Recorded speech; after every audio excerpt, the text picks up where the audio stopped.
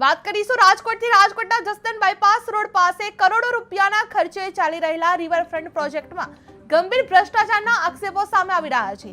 જ્યાં કામની ગુણવત્તાની તપાસ માટે પહોંચેલા જસદણ નગરપાલિકાના કોંગ્રેસ પ્રતિનિધિ નીતિનભાઈ ચોહલિયા સાથે દુર્વ્યવહાર થયો હોવાનો આરોપ લગાવવામાં આવ્યો છે। જે મામલે કોંગ્રેસ દ્વારા રેલી યોજી પ્રાંત અધિકારીને તપાસ અને કામ બંધ કરવાની માંગ સાથે આવેદનપત્ર આપવામાં આવ્યું છે। જે જસદણ રિવરફ્રન્ટ કામમાં ભ્રષ્ટાચારના આક્ષેપો સામે આવી રહ્યા છે। જે સિમેન્ટના બદલે માટી રેતી વાપરવાનો આરોપ લગાવવામાં આવી રહ્યો છે। જે કોંગ્રેસ પ્રતિનિધિ નીતિનભાઈ ચોહલિયા સાથે દુર્વ્યવહાર કરવામાં આવ્યો છે। જે કોંગ્રેસ દ્વારા સેવા સદન સુધી રેલી યોજાઈ હતી, જેમાં યોગ્ય તપાસ અને ટેન્ડર મુજબ કામ કરવાની માંગ ઉઠવા પામી છે। આવેદનપત્ર દેવા આવ્યું છે, શું કારણ છે અને શું આપની માંગ છે?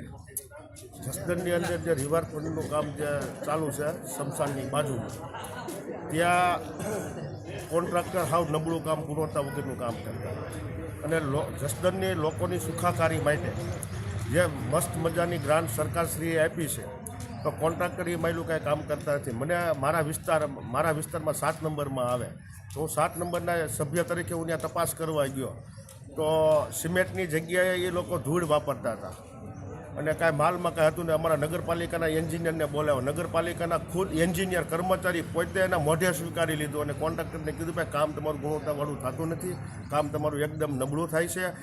અને એને એ લોકોએ મને જાનથી મારી નાખવા માટે ઓલો આખો ગોળો મારી માથે ઠલવે છે। એ પણ આપણે નગરપાલિકા ચીફ ઓફિસરને આપણે મીડિયાના માધ્યમ દ્વારા ચીફ ઓફિસરને બતાવ્યું, પણ લોકોની સુખાકારી માટે જે કામ થાય છે એમાં કોન્ટ્રાક્ટર આજે આવેદન દેવાનું આવ્યું છે, એમાં શું કહેશો આપ?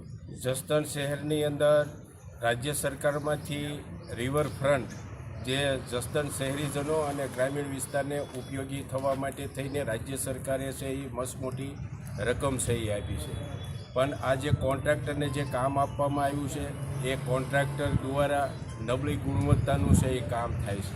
જે ખરેખર એસ્ટિમેટ પ્રમાણે જે પીસીસી કરવું પડે એ પીસીસી છે એ પૂરતા પ્રમાણમાં છે એ કર્યું નથી।